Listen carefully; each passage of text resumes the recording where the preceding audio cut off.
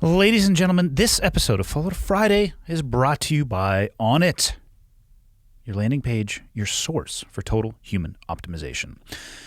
Onnit.com/hot is where I want you to go. That is where I want you to go if you're interested in optimizing and weaponizing this flesh vehicle that we all walk around in. Maybe you're like me, and on some days you want to have a little bit of a better word recall. Try out the Alpha Brain. It's a nootropic. Help you with memory, focus, and processing speed. Maybe you want some protein powder. Maybe you want kettlebells and fitness equipment. Maybe you want some help first with your total gut health. Optimizing the digestion and enzymes, some prebiotics, probiotics, and betaine HCI. If you're looking at that, if you want some of that, if you need that in your life, or maybe you want to go and get some content, I don't know what you want, but I do know if you care about health and wellness and optimization, onnit.com/hot. You'll know you're in the right place because you're going to see the podcast logo front and center at the top, and check it out. Okay, I got the red smoke. Gun run, north and south, west of the smoke. Okay, copy, west of the smoke. I'm looking at danger close now. Come on with it, baby, give it to me, I need it. You're cleared hot. Copy, cleared hot. On to Follow Friday number 47. I've selected 4 questions for today because one of them is relatively long, and I think I'm going to probably go in depth on it. People have asked me to answer more than 5, and maybe, perhaps, next week I'll go for 10. I'll double down for Follow Friday number 48. But until then, we're going to stick with today's 4 and try to keep it right at around 30 minutes. Question number 1. Full Auto Friday question for you. Let's say you're out on a hunt or camping, something physically demanding where modern comforts are removed. You are with a group, and a member of that group is not accustomed to this environment and begins to complain. This escalates into them refusing to move, refusing to carry their weight, being a general pain in the butt to everyone else. It becomes clear that they did not properly prepare physically for this event. How do you handle a person like this? How do you lead a group with a person like this? If you have a personal anecdote regarding this, we would love to hear it. Thanks. Well, situations like this suck, and I'm going to assume that you are not in the military because you didn't phrase this as to how we used to treat these people in the military. And in the military, let me just tell you, it was easier, and I wish that you had asked about that because I could concisely say what we would do is remove this individual from the environment. They would be removed from the group, they would be remediated, they would be counseled, potentially given an opportunity to rejoin the group, but it would have been very quick because of the ability that you have in the military in a leadership position. If somebody is a massive detriment to the group, most of the stuff that you talked about would not be tolerated. Easy to get rid of. Now, I suspect that, I don't know, maybe you're in the corporate world here, and maybe you're at an event with your peers and you have less remediation tools than we did. Or, I don't know, maybe you're just curious about leadership with a group of people with, we'll call it a different philosophy on preparation and execution in the teamwork setting. First and foremost, like I said at the beginning, this kind of sucks. So you can tell that this individual is not accustomed to the environment and they begin to complain. That is your first opportunity right there to pull the person aside. I would separate them from the group if you can in very casual manner. Don't make a scene out of it. Remember the phrase that you praise in public and you can criticize in private. There is an immense amount of value in doing so. So if this was me, I'm going to put myself in this situation. First thing I would do, if I was leading a group, and let's say it's larger than just a few people, I'm going to have more than one person in a support capacity. So the first thing that I would do is I would hand over the leadership for a few minutes to somebody that was working with me. And I would pull this individual aside and I would have a conversation with them. Like, hey, I noticed that you're starting to complain, and just so you know, that's actually not what we're here to do. You obviously knew that you were coming on this hunt or this camping trip, to use your example. And everybody else here, has been looking forward to doing this. Everybody is a volunteer here. You chose to come to this. So what I'm going to need you to do is if you have a complaint, do me a favor and come directly to me. Let's not complain in front of the group. And since we're having a private conversation right now, what are your complaints? Do you happen to have any, or is it the fact that you are just uncomfortable in the environment and you're not used to being that way? And if you are, I have a question for you. What was it that you were expecting from this? If it's a hunt or a camp, are we talking about you wanted a 5-star dinner service when you ring a bell? And, an A-frame tent that actually looks like a 5-star resort? If that's what you were hoping, obviously that's not the environment that we're in, and you shouldn't have expected that. And if that is what you expect, we should probably talk about your participation going forward, because that's not what it's going to be. My point in saying all this is I would directly address it with the individual as early as possible when those complaints begin. Because what I've noticed is if one person starts to complain and it's not addressed, that can become very infectious, and 2 people can start to complain, and then 3 people can start to complain. And before you know it, you got a mutiny on your hands with your hunt or your camp. Now, if this individual escalates into refusing to move, refusing to carry their weight, and being a general pain in the butt to everyone else, I really think the only option that you have, and you can probably, again, do a 2-step process. Again, pull the individual to the side, and I would give them a warning and say, listen, you are not carrying your weight. You are being a general pain in the butt to everyone else. There's no reason to beat around the bush, because everybody that they're being a pain in the butt to knows that this is happening. The individual that is being the pain in the butt knows that it's happening. There's no benefit to being vague in your descriptions. I'd be very precise. And I would say, listen, these are the expectations that I have for you. You have to be able to carry your own weight. You have to be able to work as a team. You need to be able to communicate. And you need to be the opposite of a pain in the butt. If you don't want to do the things that we're doing, I can understand that. But at the very least, I need you to keep your mouth shut and carry your weight. That would be the one warning that I would give somebody in this environment. If it went beyond that and they didn't participate and it continued to get worse, I would separate them from the group. Again, this individual in this setting is obviously volunteering for this. And if it's a family hunt or somebody who's paying for a hunt, or you're with a group of your peers that you work with, it's worth the time and effort to exercise that cancer. And again, exercise it as early as you possibly can. So take that individual, separate them from the group, exercising good judgment and leadership.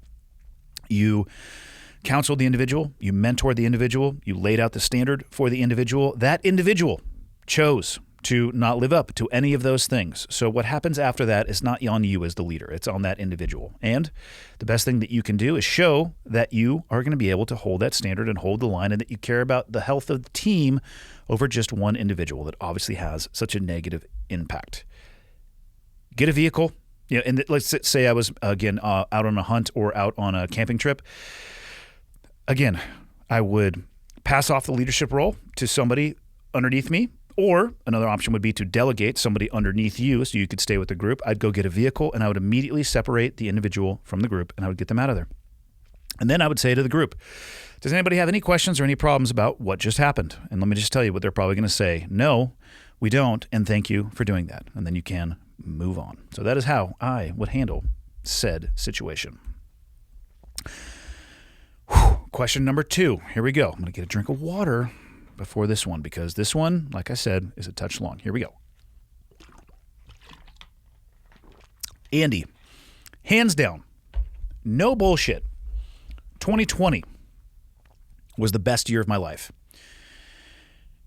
A little on my bio. I have an amazing wife of 11 years and 2 sons, ages 8 and 6. I live in the suburbs west of Houston. In truth, I didn't look ahead with great optimism at the start of 2020. I found myself making good money at a job where I had worked through the ranks, eventually getting my last name on the wall and on the sign out front of our building.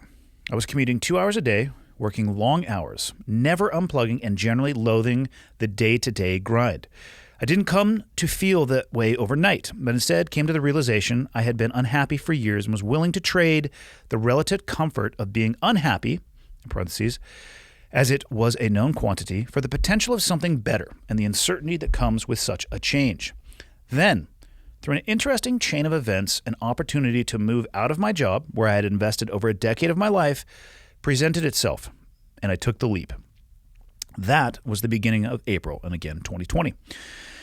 I was tasked with standing up a new department in a multi-million-dollar company. I was surrounded by a team of amazing individuals, including second career retired Army officers that displayed phenomenal leadership skills. At the same time, I began working from home, an option that had never been available before. My boys were at home as in-person school shut down, as was my wife. In parentheses, my job is such that she doesn't have to work outside of the home. Without a commute, my morning exercise routine was extended. For weeks, the four of us ate 3 meals a day together. My boys and I had mid-morning wrestling matches. We took picnics to the park. We went on road trips, had family game nights. We camped, fished, and hunted.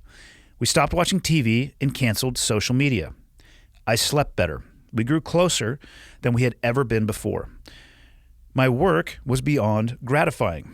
We found time that we either hadn't had before or had taken for granted. Our pace of life slowed dramatically. We are Christians and we were able to practice our faith at home with our boys. Though I now spend more time in a physical office, I largely set my own schedule, regularly walk my boys to school, and I'm around when they get home. I understand that my family's experience for 2020 may be outside the norm. However, I feel that so much of what I have heard about 2020 was that it was generally a horrible time. I can't help but think that there was also a silver lining to be found in the chaos as well. To the question, what do you believe are the best things to come out of 2020? And can those things continue beyond 2020? P.S. Did you personally have a call sign in the teams? If so, what was it? Let's talk about the call sign thing first. I mean, there was nicknames in the teams, but like a call sign in the team, I just don't really know of anybody who went by that.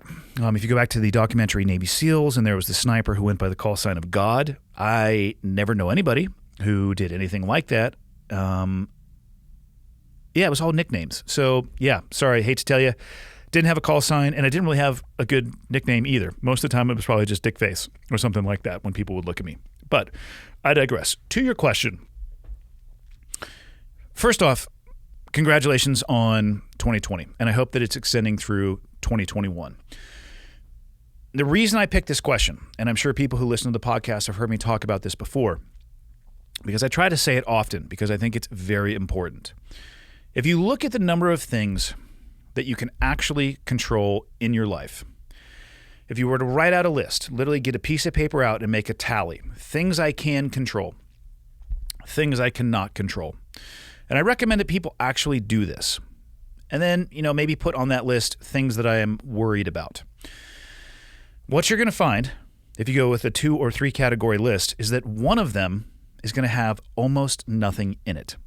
And the other 2, or 1, depending on how you do your list, is going to be, a page long, a page and a half long. And my point in saying all of that is, when you get to the column that says things that I can control, you're really only going to have yourself in that column. Now, 2020 was a fuck show of a dumpster fire for a lot of people for a lot of reasons. And you can't control a pandemic hitting. People who lived before us, they probably didn't experience a pandemic. Maybe they did, depending on their lifespan. And people who will live after us, they might miss this lovely season that we are working our way through, the COVID-19 season.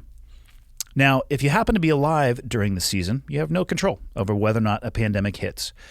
But what you have complete and utter control of at all times is yourself. So although you can't choose what happens to you, you always get to choose how you receive what happens to you. And this email, to me, is a glowing example of what happens when you harness that control of the one thing you have control of, yourself, and you do something with it. You talk about you had worked your way through the ranks and a name on the wall, on the side of a building, and that's great. And I can make a little bit of an analogy here with the military for people who have been in for 10 or 15, 17, 18, 19 years, or they're approaching retirement age, or they get past that 10-year window and they say, well, you know what, every day I'm closer to 20, so I might as well just stick with it. And it's like this it's a sunken cost fallacy. Because if you just stick with it, what you would have missed is everything else that you described in the email. Instead, what you did is you took that opportunity, and the road in front of you was probably a little bit hazy of where it could have been or the opportunities that would have presented themselves, but you took it, even though you have that sunk cost in the organization that you left, and you described that your life is so much better for so many reasons. And this is one thing that I don't caution people in the military about this, but I talk to people in the military about this openly. I'm at 8 years, I don't know what to do. I guess I'll re-enlist for another 6 because, I know how to do this. And at least I can get that military retirement and healthcare, which is great, by the way. If you're in the military and you're approaching retirement age, get the military healthcare, get the retirement. It's amazing. But just because you've been in for 10 years, if you're not necessarily satisfied, you want to explore other options in your life, don't push that aside for another 10 years with the thought of only a military retirement and healthcare. Because let me tell you right now, and I'll go back to this email and use this email as an example. The path that this person is on right now is going to be exponentially better than the path that they were on before. And they're 1 year into this path versus 10. The exact same thing can happen when you're in the military or in law enforcement or fire or first responder. You pick the job title. Just because you've been doing something for 10 years does not mean that you can't turn right around and do something for a year or 2 years and be farther down the road. Pretty sure it's called the sunken cost fallacy. And God, the grips on that thing are so incredibly tight.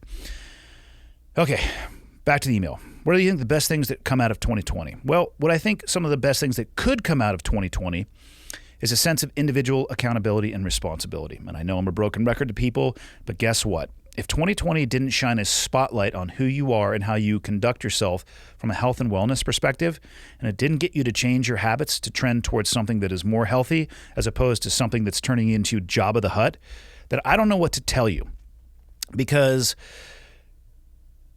pretty much, not a scientist or a doctor, obviously, but the data is pointing to a lot of your survivability, especially when it comes to COVID, or let's just say COVID specifically, comes down to your health and wellness going into your exposure to it. Guess what? You have complete and utter control over that.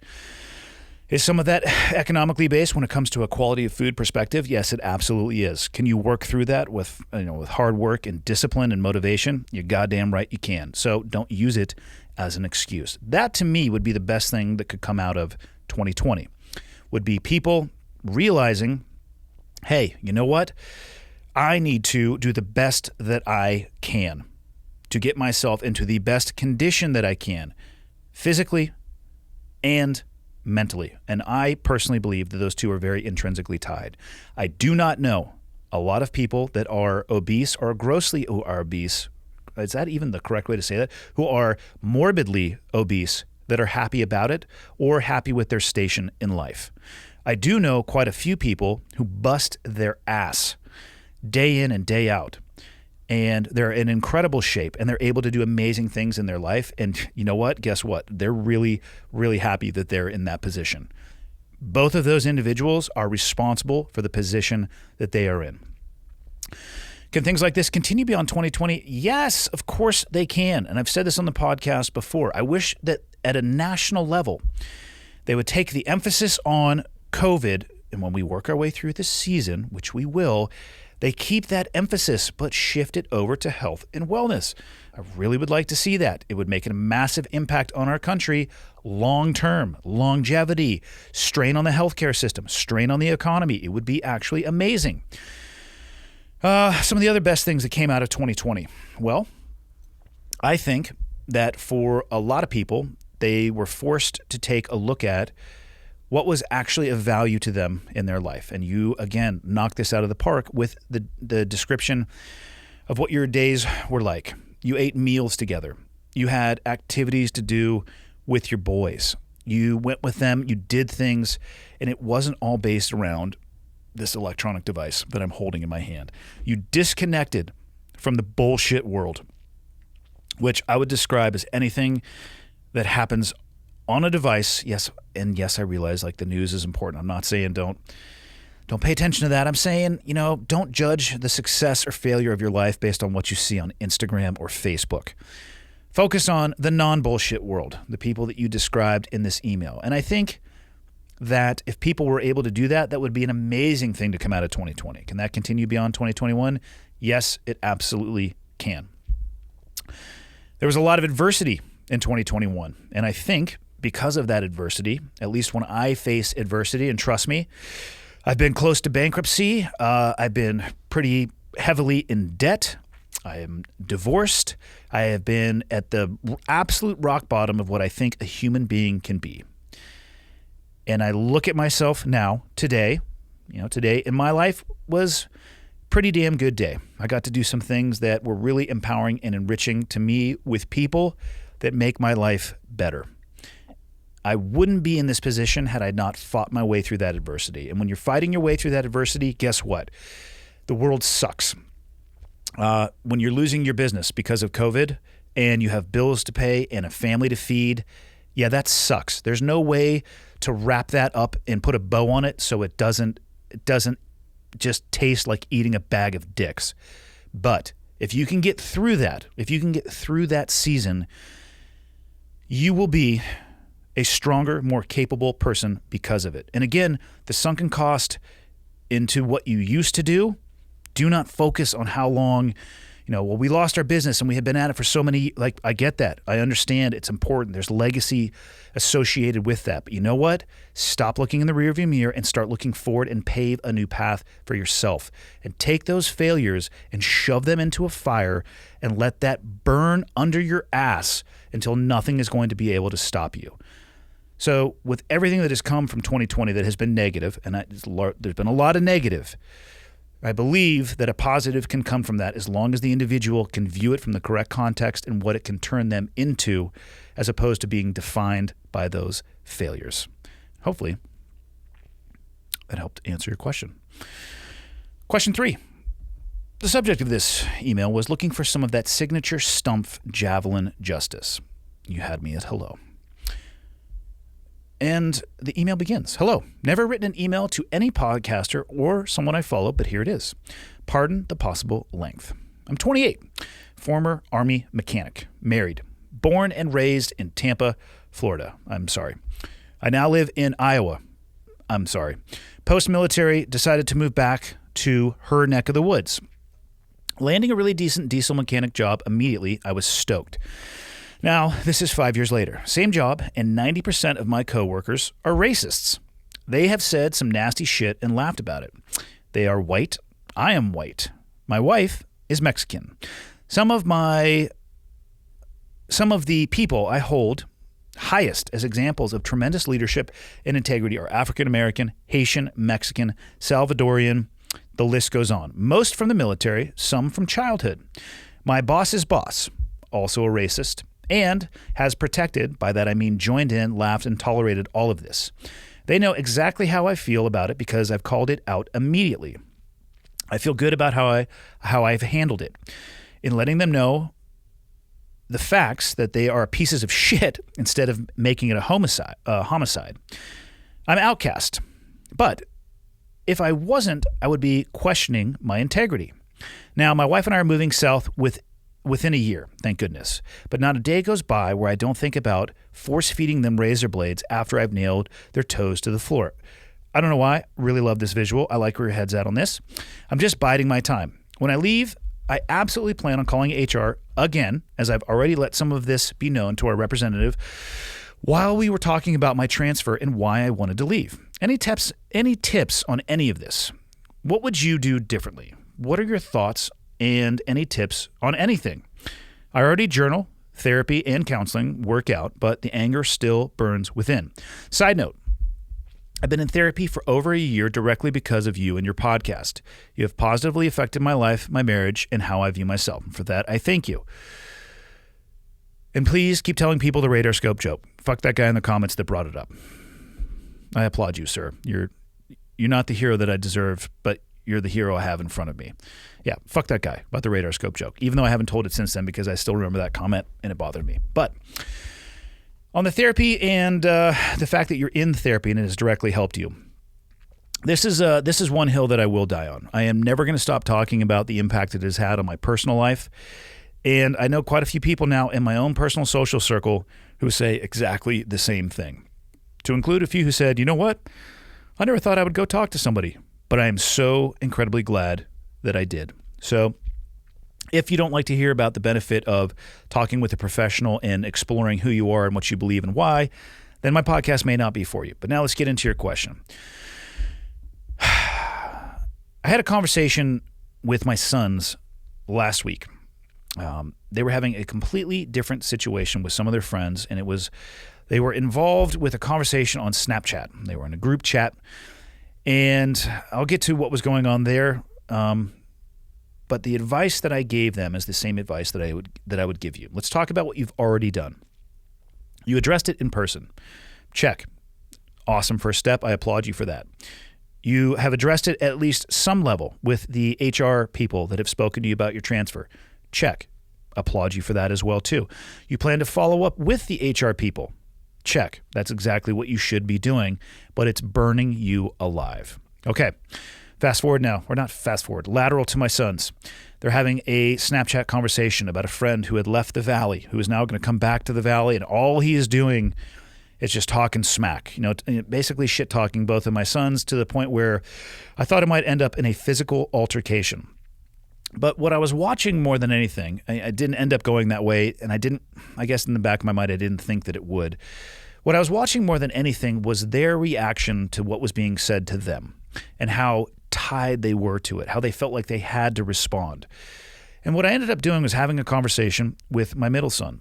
And when I said to him, I was asking him what's going on and why he was furiously typing onto his phone. I was like, what's going on, buddy? And he's like, well, this guy said this and I have to respond.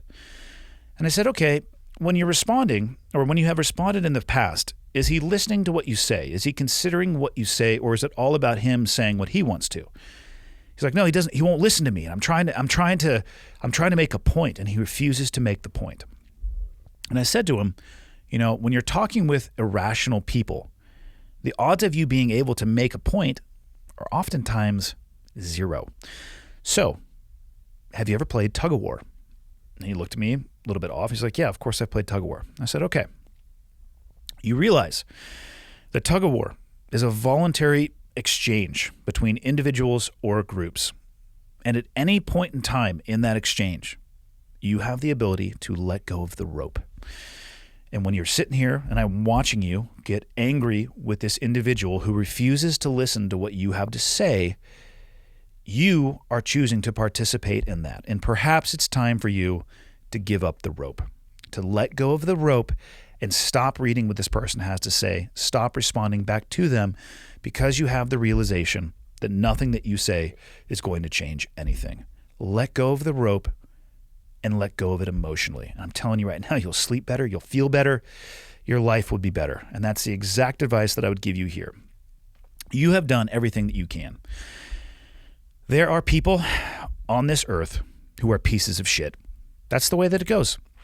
And there are people on this earth who are never going to believe what you believe. They're never going to value what you value. And you can sit at home and journal and go through therapy and counseling and work out and have anger that still burns within you. But let me tell you right now what they're not doing. All of those things. Why? Because they're pieces of shit.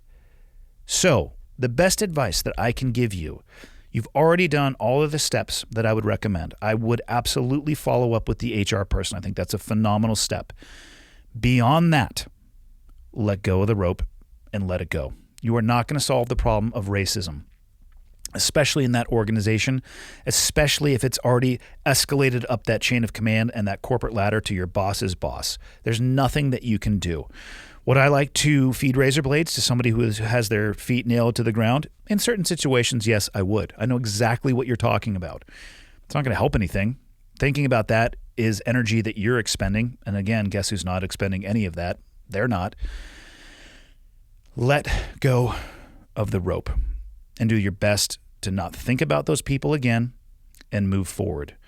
And if you encounter people like that again, it sounds to me like you are transferring, and maybe hopefully you're transferring out of that organization. But I guess even if you're transferring in the organization And if you have these problems again, you need to find a different job in a different organization, because that organization in and of itself is insidious if this is replacing itself or repeating itself wherever you may land.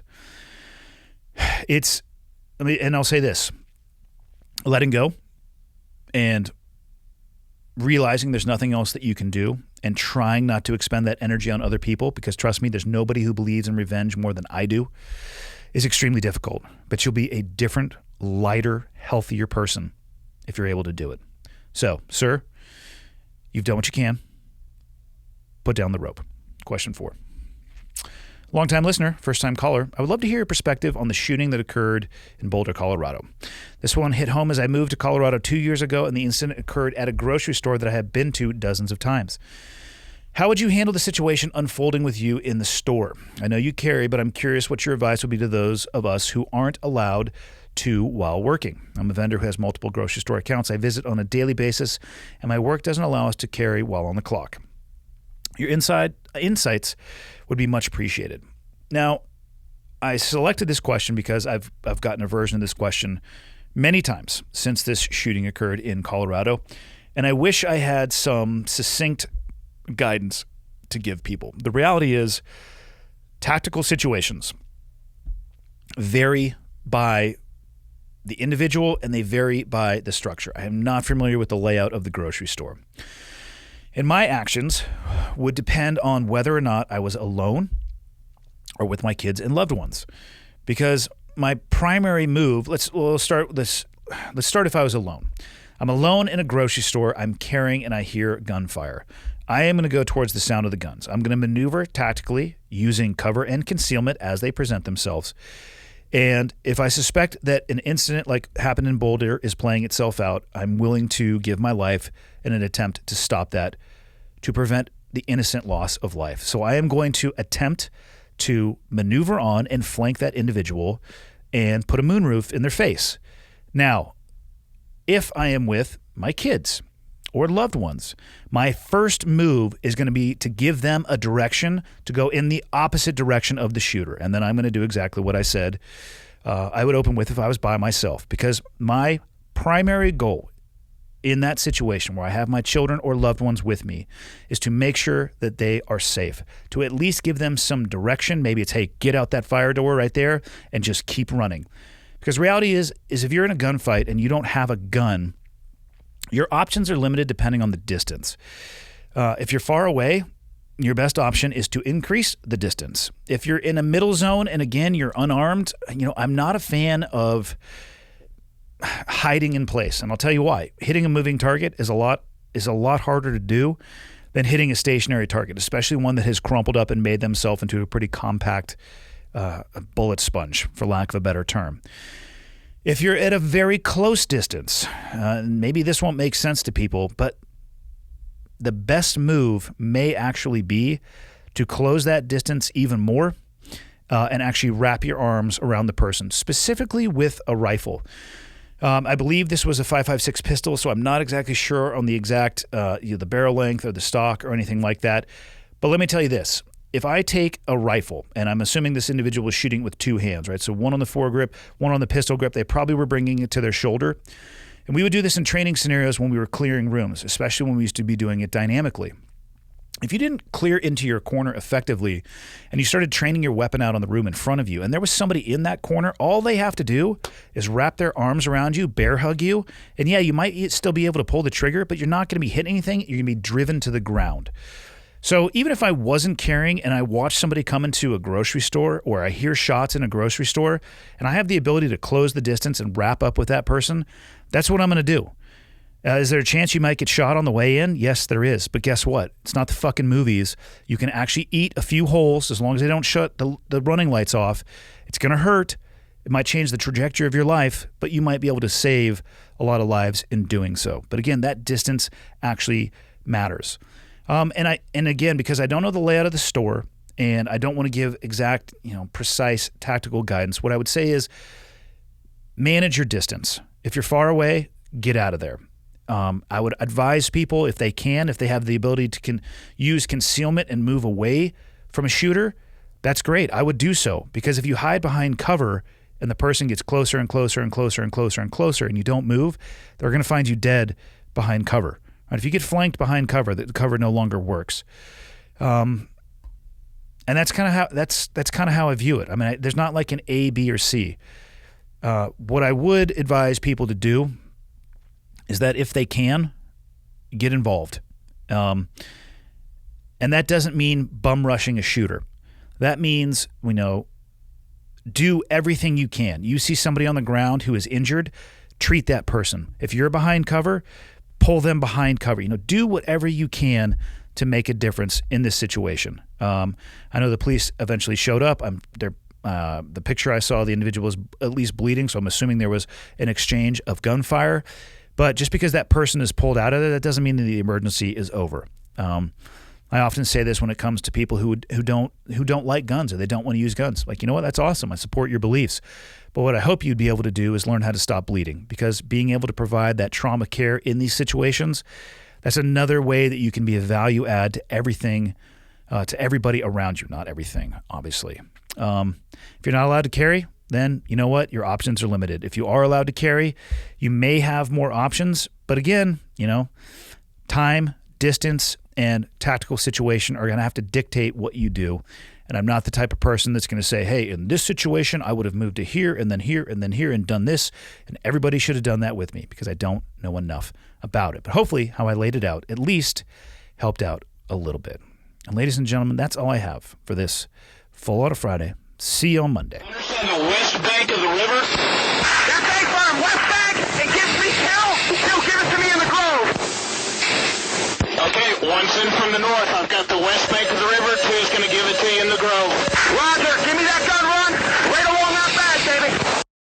Ladies and gentlemen, thank you.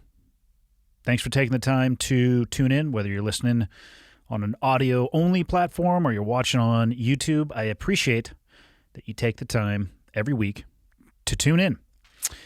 People ask me a lot, what can they do to help me spread the word? And the answer is actually embedded in the question. The biggest thing you guys can do to help me, if you enjoy the podcast and you think it would be helpful to others, is subscribe and share it with other people. And if you have the time, go on to Apple Podcasts and leave me a rating and a review.